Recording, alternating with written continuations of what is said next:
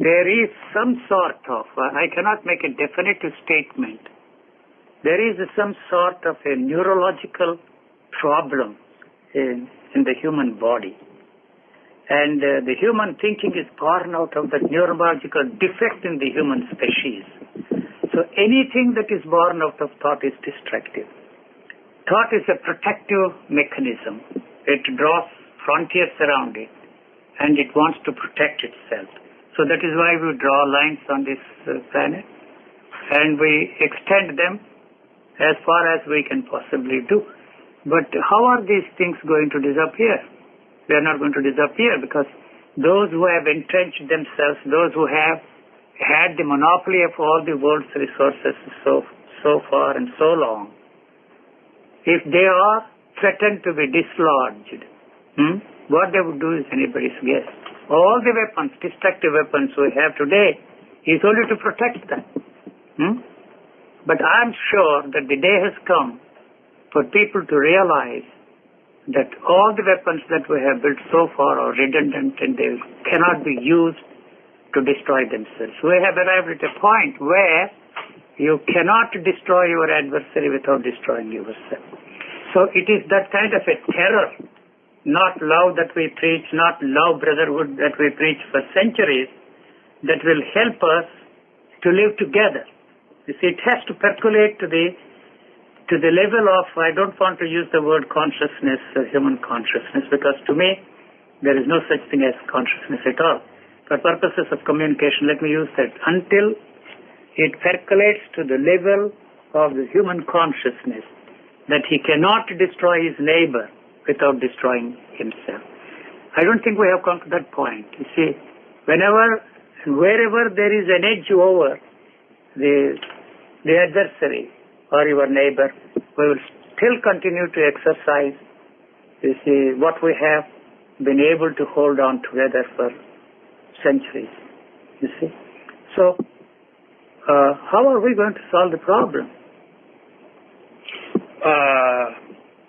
All the utopias have failed. You know, the whole mischief originated in the religious thinking of man. There is no use blaming the religious thinking of man, because all the political ideologies, even your legal structure, is the outgrowth of the religious thinking of man. And so it is not so easy to flush out the whole series of experiences that we have based upon the religious thinking of man accumulated through centuries. There is a tendency to replace one belief with another belief, one illusion with another illusion. That's all that we can do, you know. May I ask you why it is so when in the present situation the developed nations like United States and West European countries, they know if there is war, if there is conflict, then they have to face a total annihilation. Why it is so? Yes. Is it due to the basic nature, human nature, as people have said that the basic human nature is violent? It is. It is violence, because thought is violence. Anything that is born out of thought is destructive. You may cover it up with all wonderful romantic phrases, love thy neighbor as thyself, but you don't forget that in the name of love thy neighbor as thyself, that thing has destroyed life, property, and millions of people have died, more than all the recent wars put together. You see? So we have not come to a point to realize that that is not the answer, that is not the way we can solve the human problems. So terror seems to be the only way. I'm not talking of the terrorists blowing up, you see, the temples, the churches and all that kind of. The terror that if you try to destroy your neighbor, you will also be destroyed along with him. That has to come down to the level of the common man. So just the way the human organism is functioning. See, every cell is interested in its survival. It knows in a way that its survival depends upon the survival of the cell that is next to it. It is for that reason there is a sort of cooperation between the cells. That is how the whole organism can survive. It is not interested in utopias. It is not interested in your wonderful religious ideas. It is not interested in peace. It's not interested in bliss. It's not interested in beatitude. It is not interested in anything. Its only interest is to survive. That's all it is interested in. The survival depends upon the survival of the cell next to it, and your survival, my survival, depends upon the survival of our neighbor.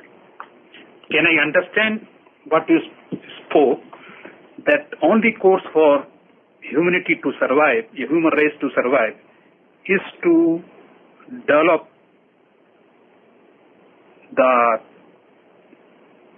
concept, or you can say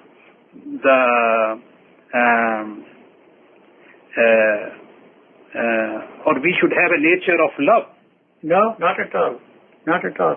Because love implies division, separation. As long as there is a division, as long there is a separation within you, so long you will maintain the separation around you. When everything fails, you use the last card in the pack of cards, call it love. But it's not going to help us. It has not helped us at all. So it is not a question of trying to find out new concepts, new ideas, new thoughts, new beliefs. But the religion has failed to touch and free man from violence, from greed, from 10 different things that it is trying to free us from. And so, as I said before, what kind of a human being you want on this planet? The human being, modeled after the perfect being, has totally failed. It has not touched anything there. Your value system is the one that is responsible for the human malady, human tragedy. Forcing everybody to fit into that model created by our value system is the cause of man's misery. So what do? It's not a question of destroying the value system. You will replace one value system with another value system. It's even those who revolted against the religions and the religious thinking of man, like in communist countries, they themselves created another kind of a value system. So revolution does not mean the end of anything. It's only a revaluation of our value systems. And so that needs another revolution. It goes on and on and on. That's not the way. The only answer to the human problem is, if there is any answer, it is not through new ideas, it is not through new concepts, it's not through any new ideology, but through bringing about a change in the chemistry of the human body. There is also a danger. When once we perfect the genetic engineering and change the human beings, there is a tendency to hand it over to the state. So it will be a lot easier for them to push all these people into the war and see that they kill them without a second thought. You don't have to brainwash them. You don't have to teach them the love of your country, patriotism. Brainwashing takes centuries, you see. Brainwashing to believe in God took centuries. The communists took decades and decades to brainwash them not to believe in God. So there is no need for that kind of a brainwashing mechanism. It's a lot easier to change human beings just by giving one injection. So this is the basic question which we all have to ask for ourselves. What kind of a human being you want? Can I ask you one thing? Yes. What is being said in the Western world, and people are very happy, and they are very much satisfied with the changes made in Soviet Union and East European countries, that rule of law and human rights are respected. People, we have a free market. We have a freedom of expression and speech. Is it a last solution to the people? Do you really think there is freedom in the United States of America? What does this mean to a starving man? The freedom of speech, the freedom of worship, the freedom of the press. He does not know how to read the newspapers. He is not interested in the freedom of speech. At least, you see, in the communist systems, they fed people, they clothed people, they sheltered people. And that is now denied to the people in those nations. There is more unemployment than ever before in those countries. I don't think this is a model for the whole of mankind. The whole system depends upon the exploitation of the resources of the world to their benefit. These laws, what are you talking? These laws are backed by force always. You know, as a lawyer, the judge can give his decision. It is always backed by force. Couples come to see me with their problems. And unmarried couples, unwed couples, if you listen to their stories, their misery you cannot imagine. And yet, they cannot part company. You know, unmarried couples are more miserable than married couples. So the answer is not so easy. See, I don't say, as long as we want to establish relationships, so long this institution will remain.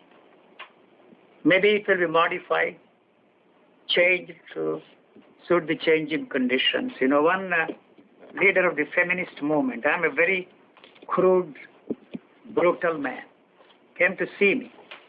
She asked me, what do you think of the feminist movement? I said, I'm on your side. By all means, fight for your rights. But remember this, as long as you depend upon a man for your sexual needs, so long you are not free. The other way around also is true. You can satisfy your sexual needs with the help of a vibrator, that's a different matter. But if you want a man to satisfy your sexual needs, you are not free. You know, to some extent you are free. You can fight for your freedom. You see, it's not so simple. You see, they can, I don't know. What do you feel when you say family is not a solution, unwed relations are not a solution to the human being? I mean, male and female relations. What institution you have in mind? For I don't have it. The institutions are responsible for the misery of mankind. There is no way you can change, modify these institutions. You see, it's a lot easier for people in India to divorce than it was in my own time.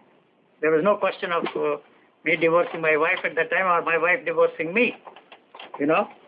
Now it's a lot easier. See, the changing conditions are responsible for the changing of our ideas, but that does not mean that it has an easy, simple solution for that. You know? Will there not be any anarchy if neither you support or you think that family, marriage institutions are okay or good for the male and female relations? If they are ready to accept the misery, it's well and good. It's a miserable situation. They are not happy, are they? Then for the survival of... the anarchy, total anarchy is a state of being rather than a state of doing. There is no action in total anarchy. It's a state of being. So why are we frightened of anarchy? The anarchy you are talking about is the destruction of the institutions which we have built with a tremendous care and our belief that those institutions should continue forever. So it is that we are fighting for to preserve them in their pristine purity. Are you not worried about the future of old and children when there is no family? It is the society that has to take care of that problem. Why are you all paying taxes to the government? You know, if they don't do what they are expected to do, it is the responsibility of every individual to see that they are forced to do the things. See, the problem is when once you put them there in the seat of power, they have this chance of sharing power with their others, and you provide them with the tremendous weapons of destruction. A man like me who expresses these views will become the enemy of the state. They will not hesitate to destroy me. I don't care if I am destroyed. If they say don't talk, I will stop talking. I don't believe in freedom of speech at all. If they say don't talk what you are saying, is a threat to our mankind, to our institutions. Goodbye, I don't want to talk. I'm not interested in changing the world. But you promise to do certain things. You are elected to the office. You are put there in the seat of power. Unfortunately, you provide them with the most destructive weapons, and so he will not hesitate to use them against you and me. You know, there is no way you can use your nuclear weapons. Huh? I often say that if Bhutan invades India, India has no way of protecting itself. Bhutan is not going to invade India unless it has the backing of some powerful nation. You know, so we are the targets for these people. You know, why? You are spending so much money on your defense. Defense against what? Huh? Defense against us. You talk of freedom of speech. If they say don't talk, goodbye, I'm not interested in talking. I'm not interested in saving individuals. I'm not interested in saving mankind. You spoke about the state collecting taxes, and the state should do social security to hold people. I do not see any reason why anybody should starve on this planet. So what are you doing to solve this problem? You may very well throw that question at me. I have not set myself up in the business of running this world. You know, they have set themselves up in the business of ruling the countries. What justification do you have to see that 40% of the people are allowed to starve in India today? It is neither spiritual, it's not nor humane. It is not a human act. It is inhuman to let your fellow beings starve.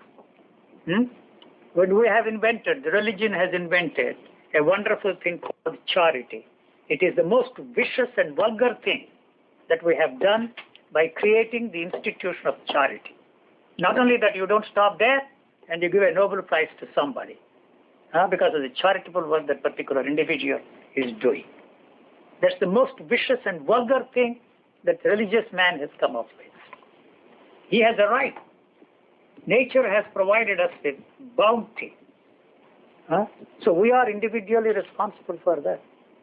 Don't ask me what are you doing for that. I'm not here, you see, running a crusade against the people. You have set yourself up to solve these problems. If you don't do it, something wrong, not with the leaders, but with the people who have put them there in the seat of power. And if they don't do what they are expected to do, change the government. So I have no business to tell how to run these governments. I am not running the governments at all. What business do I have to tell them this is the way you should run the government? You know? I don't believe in what we were taught in the schools. It is the responsibility of everybody, you know, to contribute his mite, his share.